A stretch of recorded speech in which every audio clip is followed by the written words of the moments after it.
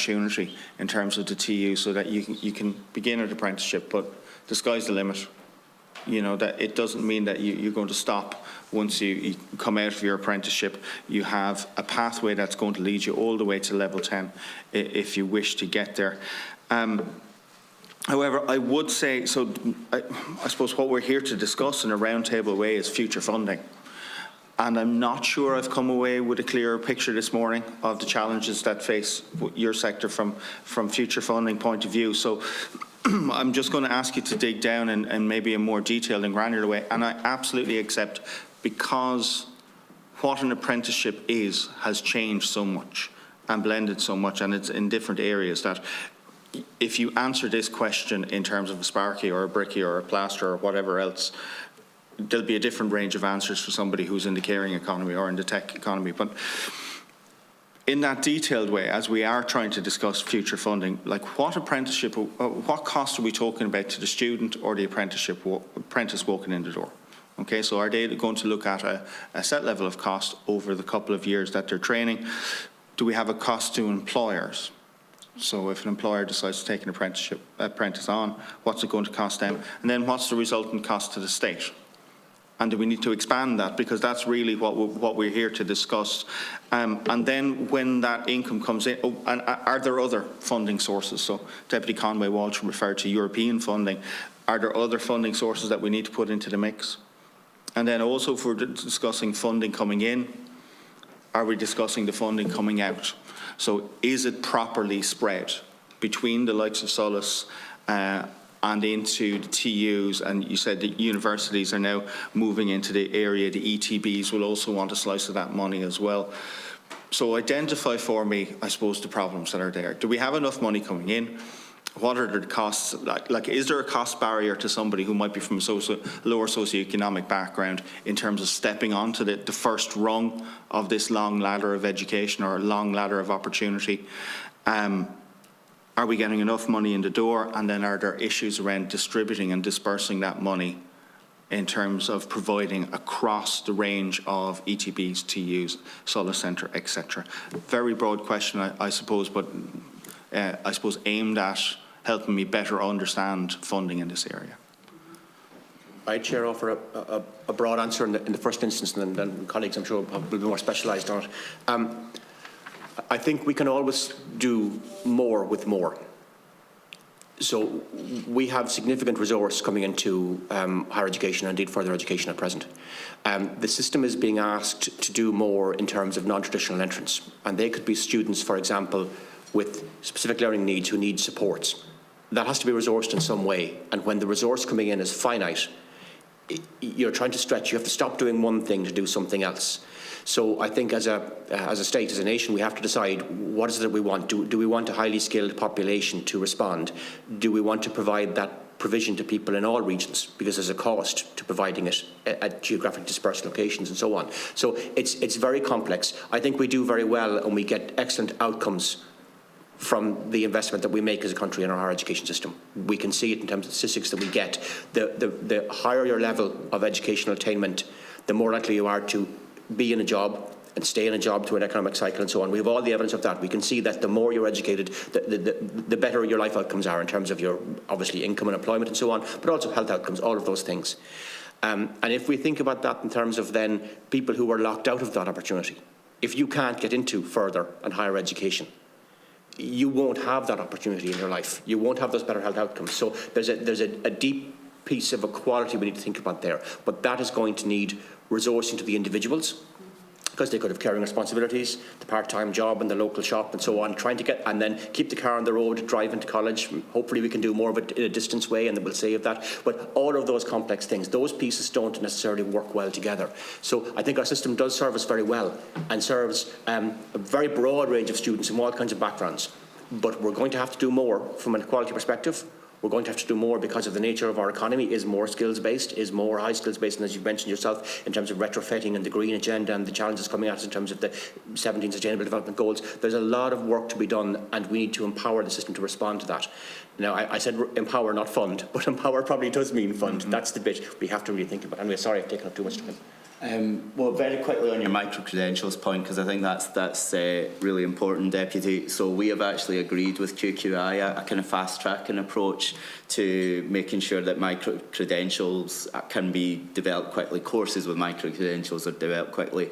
One of the ones we're bringing to their panel next month is a level 4 in sustainability. And the idea is that's going to be rolled across all of our FET courses so that every FET learner is equipped with the kind of environmental awareness, the green skills, the sustainability kind of understanding to allow them to be the kind of agents of change that we need for tomorrow. That's a big ambition in our FET strategy and indeed in the programme for governments. I think that's important to say. Funding is difficult for me to comment. You know, obviously I work for a state agency, but I definitely think part of the reason for this new department is to try and think about funding at a tertiary level. You know, part of thinking behind the new National Apprenticeship Office is not to just fund FET over here and higher education over there, try and make it much more aligned and joined up in apprenticeship. But I also think the point on pathways, like if there is dedicated funding to support those pathways between further ed and higher ed, I think that's critical to moving things forward.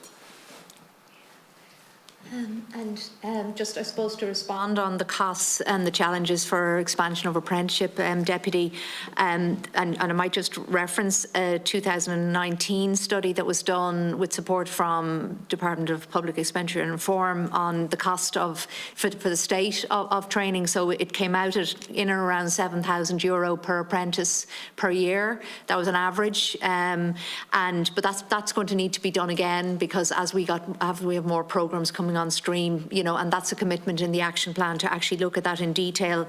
The other big cost for apprenticeship is capital expansion, and we know we need to do a huge amount of that. I referenced in my opening statement the €20 million that was allocated last year, on top of the existing commitment to invest in capital. Our sense, like we're just about getting detailed figures now on what's needed in terms of housing for all and retrofit. It's our sense, given the scale of the challenge, we're going to need at least that, if not more, again this year and for the next 3 to 4 years, to build more workshops, to build more training spaces, and to do it in a very innovative way to accommodate a lot more apprentices coming through. I suppose just one thing, and just to mention it, in higher education, apprentices pay a contribution, and that's something that comes up in terms of costs for apprentices themselves. Apprenticeship is earn as you learn, so they all get a salary, and they get a training allowance on the craft apprenticeships. But we do hear feedback about, it can be difficult, particularly for older apprentices, to survive and manage on apprenticeship salary, especially in the early years. Again, that's something that we're going to be doing work on. We're going to be doing a big survey of apprentices later this year, and to get that kind of feedback in a much more systematic way, and then I suppose to look and see, well, what's possible, in terms of what's needed, if we want to deliver on that commitment to additional numbers. So I suppose maybe just to say, Deputy, right at this moment in time, we have a certain amount of information, but we need to gather a lot more. The targets are there, the commitment by government is there to achieve the targets, and I suppose what we're saying at the moment is that increased funding is going to need to match that, and part of our job is going to be to identify what that is and set it out, and then to go about securing it then for the coming years. Thanks. Thank you very much, Deputy. Our next up is Deputy Donica O'Leary, followed by Senator Ronan Mullen. Certainly can, because I may have to leave as well, so I'm happy for Okay. Senator Flynn to go ahead. Right, that's okay. Sorry, Chair. You're okay. If you're both under pressure, if you might want to No, it's all. 1, 2, 3. No, I'm happy. I'm here to listen, to be honest with you. You want to because I go? will have to. Yeah. I'll go. But thank you. Yeah. Go ahead, Senator. Thanks so much for coming into us today. It's very educational for me to listen again, like for the length we've been doing the committee meetings. I know that I've spoke a lot around the value of further education, and I think further education again can be a lifeline for people at the end, for people like myself who was born and reared in a Halton site, and where university at the time wasn't something that I had the financial resource to go to university, and as well as that, at the time I wasn't good enough for university. So for me, my lifeline was to go to Ballyfermot College to do a QQI in pre-nursing actually, and caring for people with special needs, which I absolutely loved, you know. And again, it was that lifeline. It wasn't even about, at the end of it, the qualification. While I got the qualifications at the end of the two of them, it was really about the learning, being in a setting, wondering what the world is like, going to university as well. And I really genuinely believe the value of further education. While universities are really important, and it's actually the norm now to have your level 8, you know what I mean? And the way it was years ago to have the leaving cert is important now, and it's just normal in society to have the degree if you want. So again, it is a lifeline for many disadvantaged communities and many people from ethnic minority groups and people who feel that there's say third level education is not for them, but to get the feel of it. You know, you mentioned the pathway programs. Can you speak to the program and how its a success is improving access to higher education? So how is it helping people to go into higher education? And then you know, you mentioned funding to support participation for travellers and Roma students. Can you name the extra funding? It is my understanding that there has not been any separate target supports for other people from minority groups, and I think it's really important that we support all people from ethnic minority groups to have access into colleges. So again, you've mentioned around the value in my hearing of it, the valuing of our apprenticeships, you know, to be able to value the workers as well. And it's good to hear that you've already answered that question for me. So yeah, if you could just touch on some of those questions. Thanks so much. I want to ask Mr. Murphy to come in first. You want to reply to the Senator? Okay, right, okay. Thanks. The reason I asked him to come in first was because I missed it last time, so I was giving you the opportunity. Okay. No, thank you, and thank you, Senator, for the question. And it's very good to have the conversation today. I mentioned the Irish traveller community in my opening comments, but didn't go into detail because I was over time. But certainly, we've seen marginal improvements in Irish traveller numbers in higher education. For example, we had 33 new entrants in 2020-21 versus 26 in 2012-13, but it's still a very small incremental growth. So there are currently around 119 students enrolled in Irish higher education who identify their background as Irish travellers, compared to 78 about 10 years ago. In terms of specific programmes, under Path 1 we have the Tubber programme, and that is where teacher educators in MIC are looking at involving Irish traveller students in teacher education, because I think that's one of the most important things is going to be the role models, because it's who you see, who encourages you into Ballyfermot, for example, to take the first step to look at opportunities ahead, and that's the bit that's not reflected in Irish classrooms. So in the teacher education space, we're making significant inroads there, that people in schools can see themselves reflected in those who are teaching them and who are engaging with them, and we're making good progress there on that teacher education. So there are 13 Irish traveller students registered in the programme, and of that, quite a number are progressing. Not all, because it's challenging to get through education, but we're making some inroads there. We are planning to continue and extend that programme, and we're trying to raise awareness for traveller students, so the 15 to 18-year-old cohort who we could try and engage in the programme, we're trying to engage there as well too. We're also looking to assist graduates then coming out of the programme on further into their education or into teaching careers. And we're also looking under Strand 3 at the recruitment now of some students onto PhD programmes to look actually at the impact of the programme and how we can do more with it. So using education to educate ourselves, as you said, and trying to learn from the experience. So we have the National Access Plan is also in development currently. And there are a number of clusters nationally that have been identified where we're trying to engage in regions, because again, it's about engaging with the community and the people who are best placed to influence and to support students in their engagement. So we have those programmes ongoing. But I do think that the Irish traveller community, the Roma community, will be a very specific target in the next Access Plan. It needs to be, because we're making progress and we need to continue that progress. Migrant people or refugees as well. Like, again, it's just so important that this lifeline is given to all people who are in Ireland. Yeah.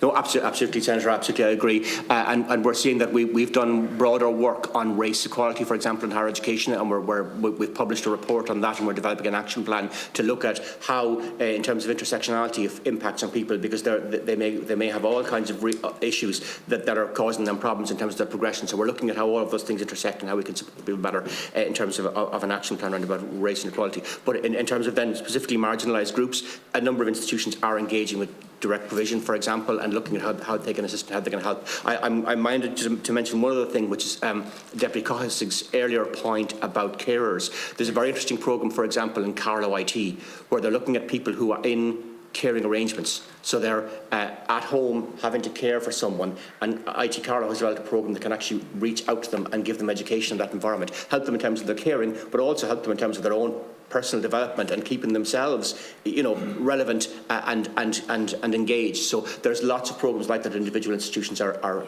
operating and are engaging. So I think I can pull together some further briefing for you on that, with particular reference to broader marginalised groups. Absolutely. Yes, I would absolutely appreciate that, and I know the Migrant Rights Centre of Ireland is also doing some great work along with carers from the who are migrants as well. So I think it'd be brilliant to learn more about that. Thank you so much. I suppose just to build on that, I don't have the exact number, so I'll need to come back to the committee, but I think there's about 700 or 800 participants in further education from the traveller community and the Roma community. There are targeted initiatives through our community education programme, and we would have funded a number of projects under the Mitigating Educational Disadvantage Fund last year. So I think it kind of reinforces your point that there is that interest. One of our biggest worries, Senator, is that we've lost about 10 to 15% of learners in that target group and some of those other marginalised target groups as well because of the pandemic, because we had to go online, and online learning just doesn't suit people who need kind of wider support needs and need that peer network. So it's something we're kind of actively trying to address and trying to get numbers back up to pre-pandemic levels. So it's a big priority. Okay. Any further questions? No. Okay. Thanks. Senator Mullen, do you want to come in? Yeah, thank you, Kyrie. I just have one question. There was a mention at a QQI person in relation to academic integrity. The proposal around funding to help prevent contract cheating, which is a phrase I hadn't heard before. What type of measures can be taken that would attract such funding? Well, the measures depend on, will vary from institution to institution. What would be really important and useful is to have a contact person or a unit within each higher education institution that can provide support to staff and learners, that can provide resources, that can help detect cheating and start the conversations where they may not have already started. Because this cheating is not just about individuals seeking to buy essays or to have their assignments done for them by somebody else, but often students are being targeted by these contract cheating providers. They're following WhatsApp, they're following messages in Facebook where somebody might say, I'm struggling, or I have a deadline and I can't meet it. And they'll get an unsolicited message saying, we can help you, we're here, we provide these services. And, students under pressure, perhaps international students who don't have the support here and may not have sufficient preparedness to engage in assessment, or come from a different culture of higher education, may be more exposed and more vulnerable to this. This is what the international evidence is suggesting to us. So there's a whole range. The other thing that we can really do is to provide support for or funding for research to enable the development of programs to detect academic cheating, to develop the artificial intelligence to combat it, and to be aware of the way in which artificial intelligence is now being used to support plagiarism. So there's a whole range of things. I often wonder whether, is it possible to stay ahead of the technology when you consider, the availability of resources, of information in so many different forms from so many different sources. It's very easy to see how people would, try to get around the system and have access to ideas and thoughts. By the same token, it's also possible to search and to try and detect where words or phrases or sentences or whole paragraphs or even whole essays have been located or are not original or plagiarised. Yep. Is it your view that this is a much greater problem than ever before, and is it your view that there's a struggling to kind of get to grips with it?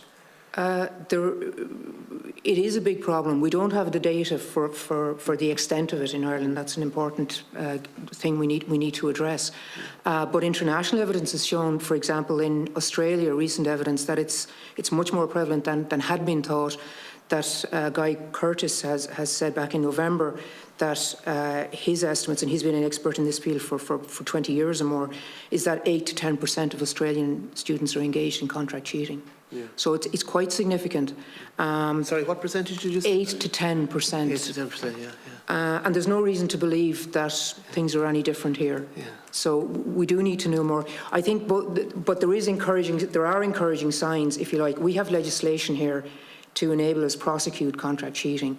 We have a very good academic integrity network of people in higher education from across, like students, staff, professional bodies and so on, both public and private. There's a lot of global engagement, and there's a lot of good research and good cooperation between the relevant agencies and between and experts to look at all the elements. Because part of this, I suppose we need the multi-pronged approach of raising awareness, of being on top of it, as you say, both to know what's happening and design the solutions. So artificial intelligence is part of the problem, but it's also part of the solution. Yes. And we really just have to keep on top of it as best we can. Well, thank you very much for your answer. Not to make light of a serious subject, but in my college debating days, I was fond of putting around the line that 70% of student debaters make up their own statistics on the spot. But I don't think it wasn't an original line of mine, but it was going around at the time. Sorry, Tim, you wanted to say something? I don't intend to make a point on the spot, I hope. But just in terms of your question, we had an interesting conversation with Deputy Cumma Walsh earlier on about in the research space and about building capacity in the technological universities. And in the research area, the validity of scientific results, the integrity of scientific results is something that's extremely important, as are aspects such as export control legislation, dual use items, not allowing military research to go to rogue states and so on like that. And there's a whole infrastructure in place in institutions to support researchers and make sure that happens. That isn't as well developed in the academic integrity space at teaching and learning undergraduate level. And as my colleague Anna Murphy has said, the insidious nature of this is maybe perhaps the chilling part of it. I do a lot of work in student well-being, student mental health, and you take the opportunity of getting the thing that's sent to you and you use it for your exam, and then it's found out. That has a devastating impact on students. They should know better. They don't always. Sometimes they're in very complicated situations. But the impact of a lack of academic integrity in an exam situation or in a submission of a paper situation has a devastating impact on students as well too. They shouldn't do it, but when they do it, it's a devastating impact in terms of the outcome. So just to make that point, is it built in across college courses? If I have time, Chairman, and maybe you can assist me in this, is it built in across college courses now that they, along with the ground rules, various things around note taking, research? Like, is it mandatory or to your knowledge, is it universal that students encounter the concept of plagiarism, the rules around plagiarism, obviously the ban on it, the various ways it can happen, the consequences of it, both immediate and the wider, if you like, social and community consequences? Because there are, as I say, major potential knock-on consequences. It isn't just about getting a better mark and a mark you don't deserve in an exam. It could be about a bridge falling in the fullness of time. You know. I think from a quality perspective, you want to comment on that? Yeah, I think there is increased awareness, but what there may not be as much awareness of is the blackmail that's involved in it, and as Tim said, the invidious nature of the contract cheating services and the way in which they track, they chase, they encourage cheating. So it's that sort of thing that we need to tackle, and I think there is scope to work with the digital platforms to remove the advertising, to take down the services that are provided where they are clearly causing offence. But in terms of institutions and programs, certainly it's a part of the onboarding of students in terms of the standards and quality and whatever's required of them. So it's absolutely, they're educated in it, but it doesn't stop the temptation, particularly when it's been driven to people. And again, as Anna said, we don't have good evidence from Ireland yet, but we can see internationally that it's becoming a growing problem, particularly in English-speaking countries. Very good. Thank you. Thank you. Deputy, just to correct something that Senator Mullen said there about fictional research, it's very important that you have a very thick book on hand.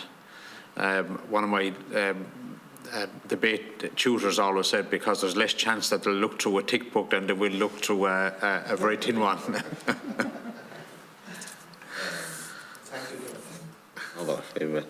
Gurmil Magov Galer agus Vitan Play for Simul agus for Talk.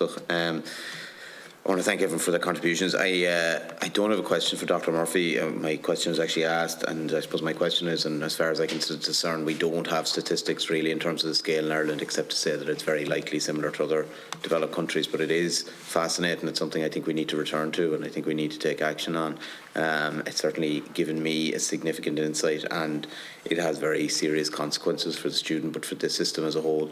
And the integrity of the system is important, and I think it's worth noting, I suppose, the work that QQI does. Some organisations are some of the unsung heroes of the whole system, but it has to stand up. It has to stand up to rigour. So I just want to take the opportunity to acknowledge that. Mr. Conlon, I have just a quick question there in relation to deprivation index scores that allows us a more detailed and accurate insight into socio-economic profile. So there's been some progress, albeit from a low base, from 2015 in terms of access for students in the travelling community. Have we been meeting those targets? And I suppose there is also a target this year for travelling students with a travelling background of 60, up from 48 in 2019. Are we likely to reach that target? And I suppose I might just ask you very briefly as well, Mr. Conlon, like the discussion, I think rightly, is some of the discussion is about the rebalancing of the tertiary sector, but I am conscious that the rebalancing needs to stay balanced as well, and it needs to be proportionate, and obviously we need to be careful in terms of how we continue to ensure that our high levels of third level education, of higher education, remains very high as well. So just how do we strike that balance? I think probably a lot of it has been acknowledged, the kind of integration of apprenticeships and higher education, and that there's a flow through there. The apprenticeship stuff, I have 2 million questions. Obviously, I won't have time for them all. I saw the cultural piece is just so huge. I don't know if you saw it, Mr. Brownlee or Dr. Trant. There was a video there doing the rounds, certainly in around Cork anyway, of a man, Ken O'Connell. He's an electrician, and just the conversation he has every year with parents of Leaving Cert students who are thinking of doing apprenticeships, and the effort that they go to discourage them, and he pleading with them to just let your children do apprenticeships. And there is an enormous snobbery there that we have to deal with, and I think it's one of the biggest bits, because partially I think we need to transform the perception of what apprenticeships are. It is so much more diverse and has the potential to be even more diverse, but there is just, I think it is perhaps more significant at home than it is maybe even among the schools. It's an issue in the schools as well, I will say that. In some of the schools, some schools are very progressive in that regard, but it is an issue there. So I think, look, I mean, I think it's something, I think to be fair to the Minister, I think he has the right attitude in relation to this, but I think it's for all of us to keep pushing this and to address that. Having said all that, aside from the cultural stuff, there are structural issues as well that we need to deal with. I've raised them with you before. there are trades and apprenticeships where to get the instructors, it is very, very challenging. Plumbing, electrical, instrumentation. It's very, very hard for the training centres to be able to recruit people from industry because they're paid better in industry. So a lot better. So now obviously there's a whole superstructure of public sector pay, and you can't, go beyond that. But it's a bit complicated of an issue to address, and that feeds into then the fact that you have waiting lists and delays. I think it's now you could be waiting 2 years to do your grade 3 electrical. I think at the minute in large parts of the country. So that's holding people back a fair bit. I think it was touched on briefly as well, the issue of older people who might have a mortgage or who might be renting, and their ability to return to change career and go down the apprenticeship route. The pay as you learn or earn as you learn model obviously makes sense, but that is challenging if you have a mortgage, if you have childcare costs, if you have whatever. So look, maybe just, I don't know if there's thoughts on maybe whether there's grant structures or whatever that we can introduce in that regard.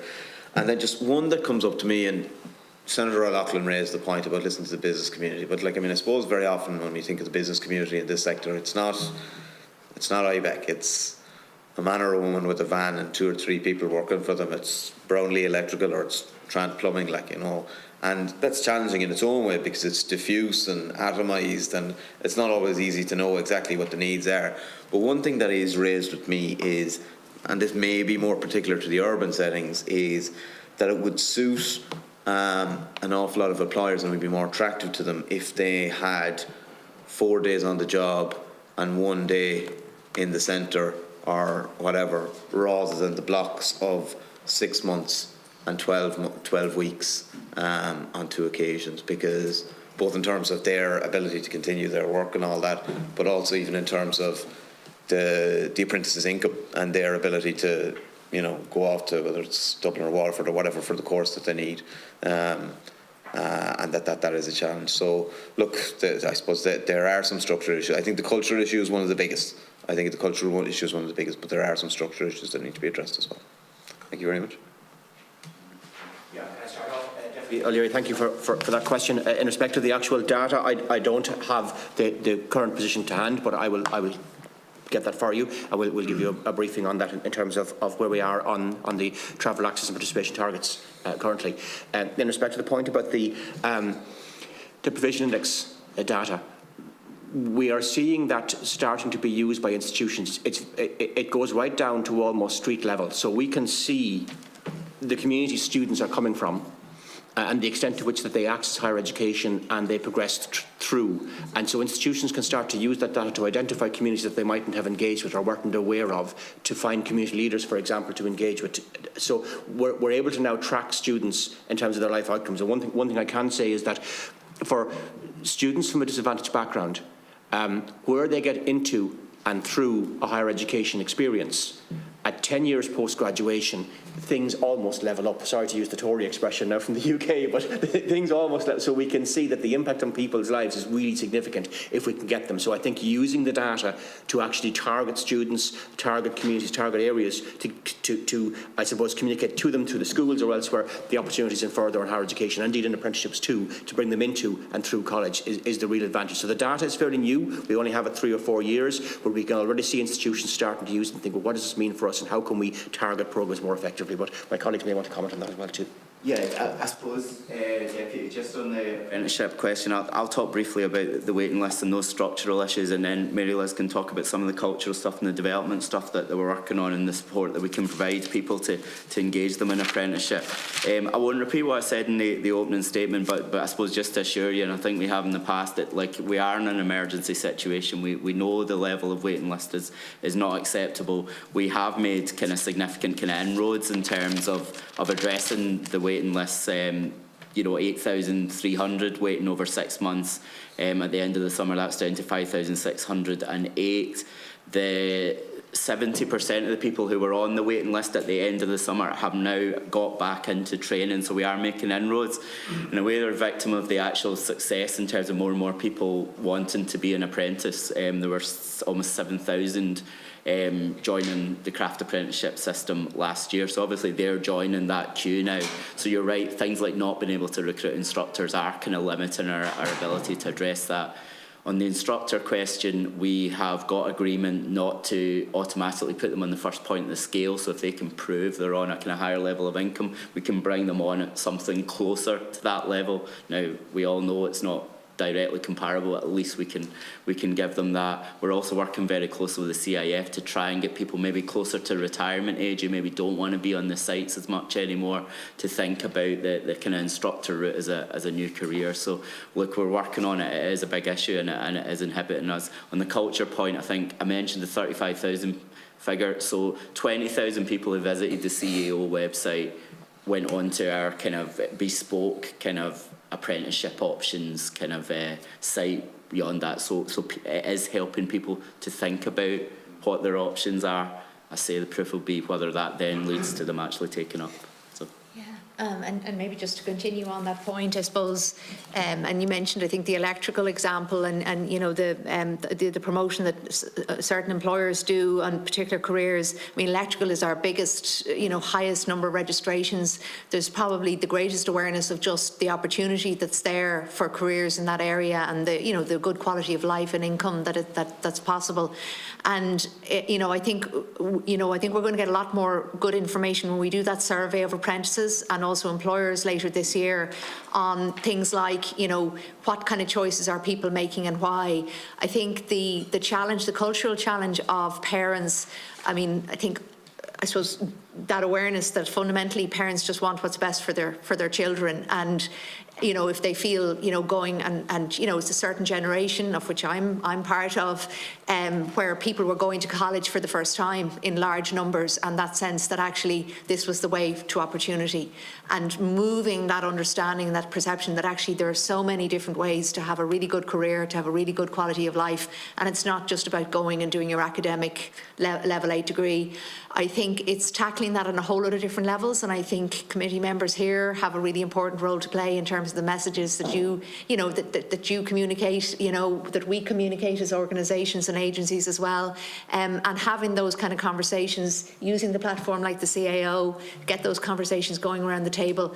And we know, we're hearing it anecdotally, young people saying, actually, I want this choice. I don't want to do the academic route. I want this choice. And that understanding that apprenticeship is just a way of learning. That's all it is. It's just a different way of learning on the job and with college as well. And just that, you know, getting that point across. I think our sense is, but we have to, you know, we have to get a much better handle on it. Our sense is we're making progress, but I think measuring that and getting a better handle on that measurement, I think, is going to be an important job for us this year.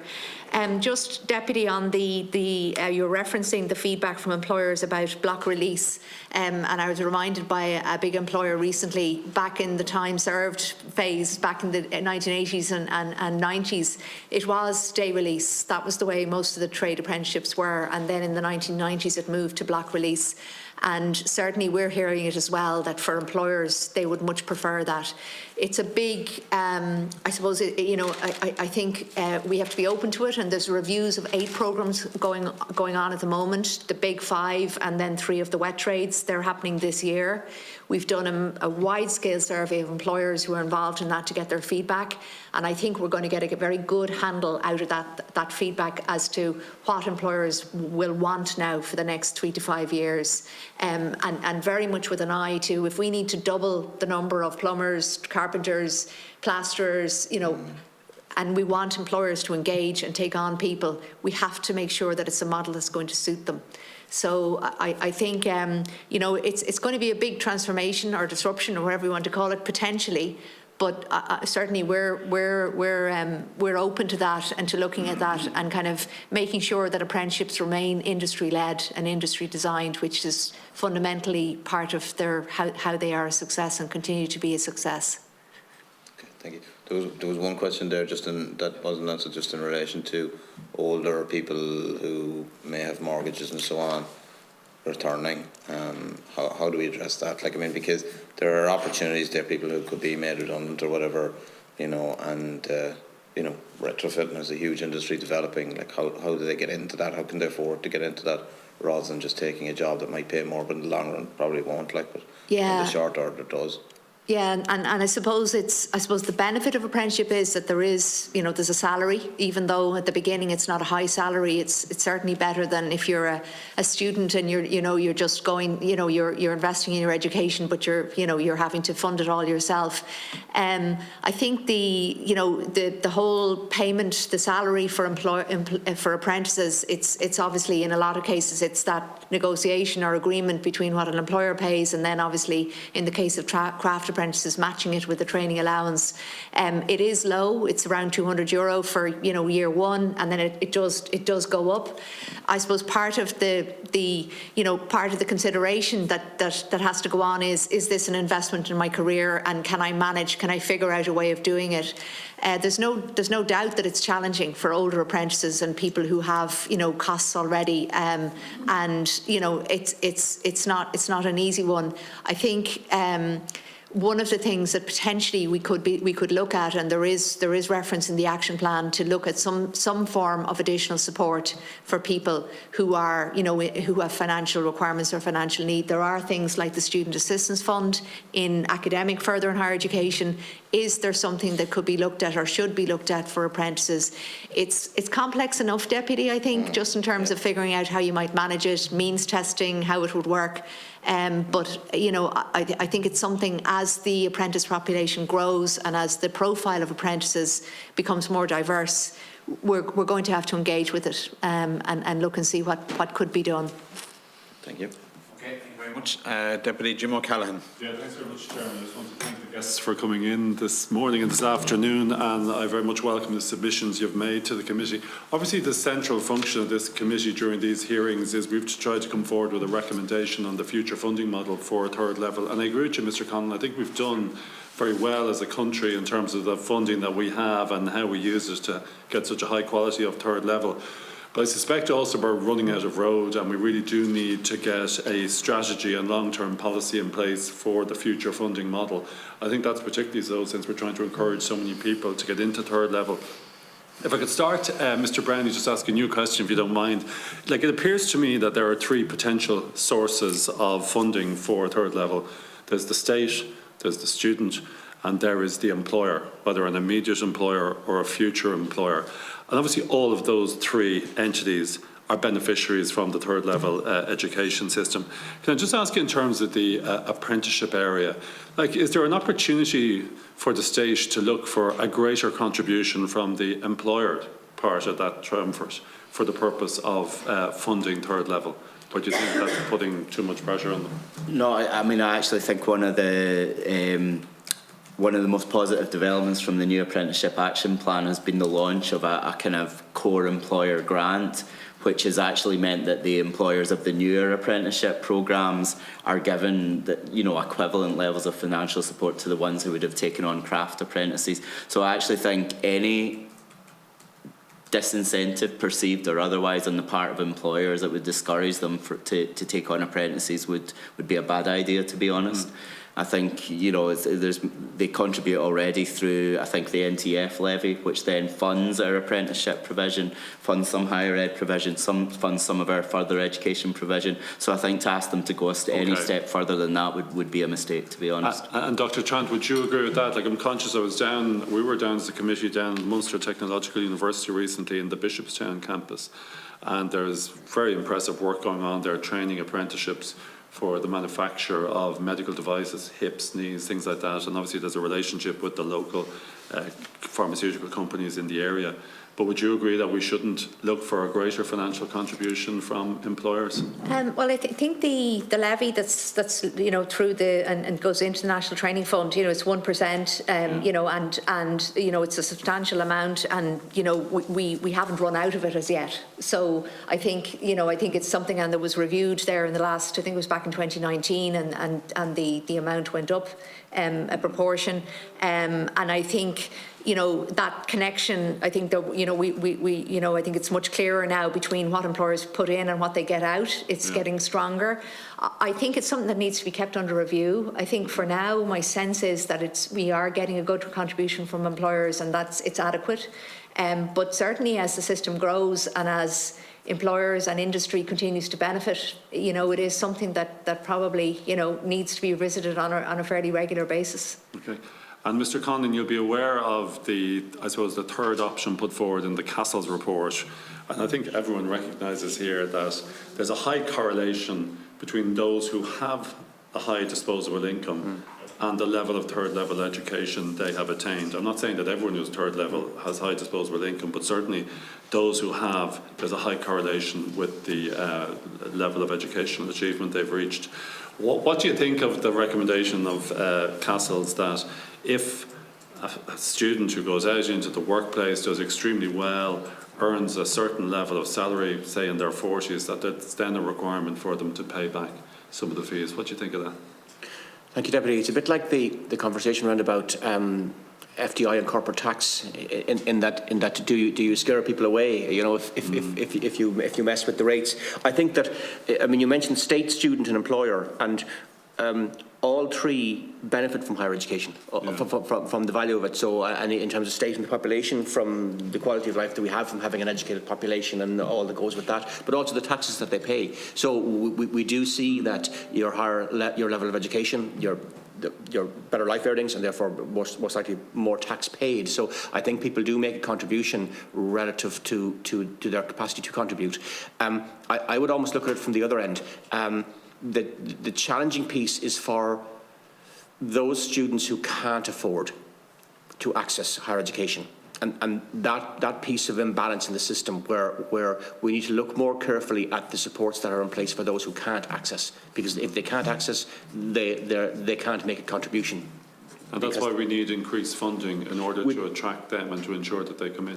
Yes, I think so. To attract them and to support them into and through higher education and on into more successful lives. That's the key piece. And so there's something there of the balance of I suppose those who can make a contribution should, whether that's the state, the student, or the employer, is a tricky seat to put me on. But I do think all benefit from it, and we have the evidence of that. But I do think we need to look at how we targeting the supports, or could we target supports better to broaden the net. Yeah, and Dr. Murphy, I think we all agree that we need increased funding in third level. But I suppose the issue we have to make is a different question. Where should that funding come from? Like, do you agree that it should just come from the central exchequer, or do you think we should look at other options, such as the third option in Castle's, or indeed looking for a greater contribution from employers? QQI doesn't have a view on that, I'm sorry, because we don't have the remit in that area, so it wouldn't be correct for me to comment on it. But if I might come back to the employer contribution piece just briefly, the employers contribute in big ways to the development of new apprenticeships by identifying the needs, by identifying the occupational profiles, by working with the education providers to work up the curricula.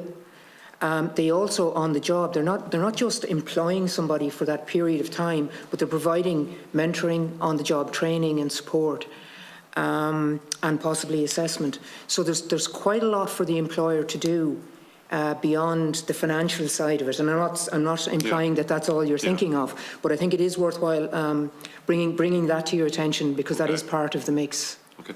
And listen, can I ask you, are you concerned about the quality? This is a question I suppose to all of you, but maybe I'll start with you, Dr. Murphy.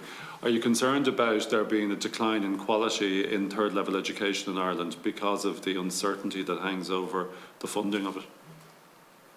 Well, as I said in the opening statement, there is evidence from our work on quality assurance that there is an impact and has been an impact going back to 2016. Okay. So the answer is yes, but it's mixed. Have you concerned, Mr. Conlon? I think in terms of things like staff-student ratio, and the student numbers have been increasing, and by virtue of increased student numbers, the staff numbers haven't kept pace. Okay. We don't see evidence of a decline in quality, but when your core business is teaching and learning, things have to be squeezed elsewhere. Okay. So I wonder about things like international engagement. Some of the other good things we do in higher education, it is about research, it is about teaching and learning, but it's also about Ireland's place in the world, our relationship with other nations, our involvement in research programmes and so on. Some of those things, the capacity for those things are being squeezed. I think institutions will always protect the student first and foremost. That's what they're there for. But it's the extra bits that they would have done that I don't know the capacity to And just finally, Mr. Brownlee and Dr. Trant, are you concerned that there's a decline in third level in this country because of the uncertainty associated with funding? Well, I suppose we're represented. I suppose my agency is responsible for further education and training and apprenticeship. So I think it would be difficult to comment on the quality there. I don't know if you have any views from an apprenticeship perspective. Well, I suppose that there isn't an issue arising at the moment with apprenticeship. It doesn't have to be, yeah. Okay. Thanks very much. Thanks, Jim. Okay. Leo Sullivan, you made it just in time, so you're next.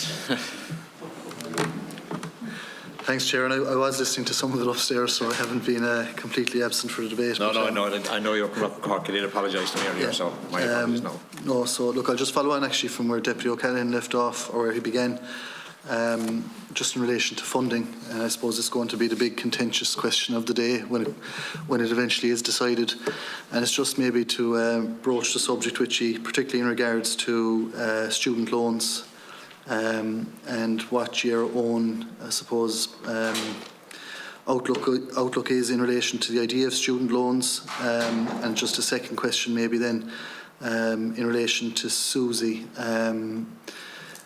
I suppose there's an argument that an enhanced SUSI grant, maintaining some type of current funding model or something similar to what we have at the moment, but an enhanced SUSI model might be the optimum.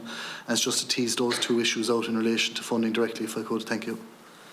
Thank you, Deputy.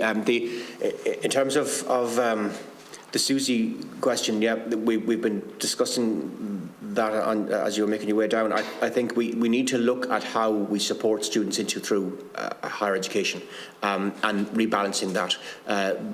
The grant system is difficult for those at the margins because you qualify or you don't, and I think we need to look at the overall balance of that.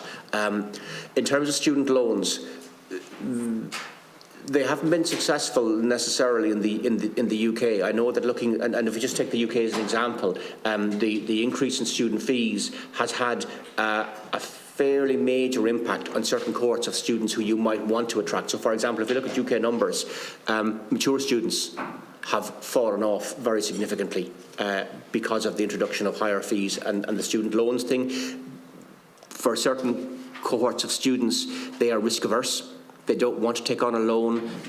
So it can act as a barrier. So I think it needs to be thought about very carefully. I would prefer a system of fees and grants that are more equitably balanced towards supporting the students most in need. I think that's the piece to look at.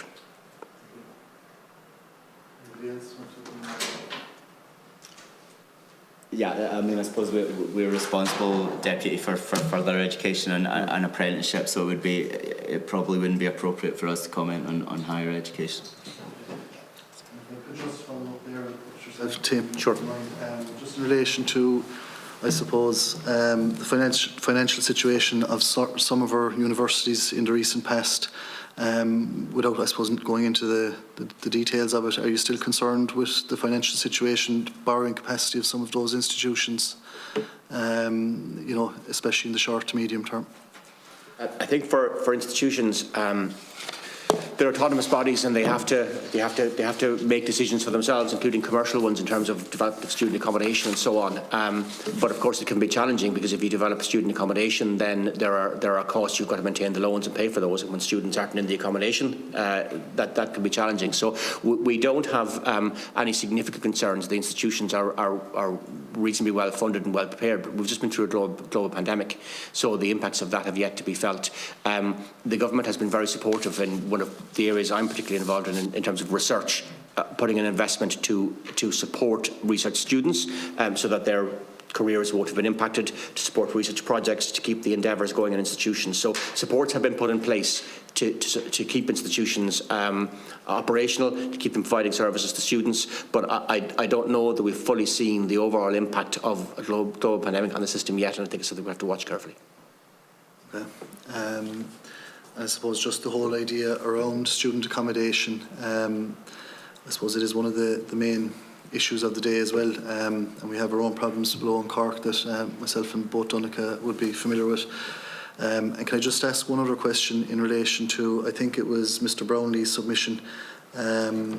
You made reference to there also exists major untapped potential in developing further apprenticeship programmes across FET.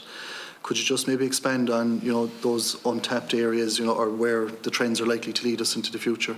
Yeah, and I suppose by way of explanation, we would have had the new Apprenticeship Action Plan in 2015, but the Education and Training Boards who provide further education and training, they would have been relatively young there. They were only formed, same as us, in 2013, so they were still getting to grips with, their role in the region, what they needed to provide, the structures of their organisation. So when the two new apprenticeship calls came along, I think they probably weren't at a sufficient stage of maturity to get the real kind of potential value out of those, and so that's why I think we need to constantly look at what they have to offer. And I think there's loads of opportunities in the green skill space. I think there's opportunities for new apprenticeships in construction. One of our ETBs has developed a scaffolding one. There's talk of a construction technician one from one of our other ETBs. So I think there's a real opportunity to support the ETBs to kind of come forward with new proposals around apprenticeship.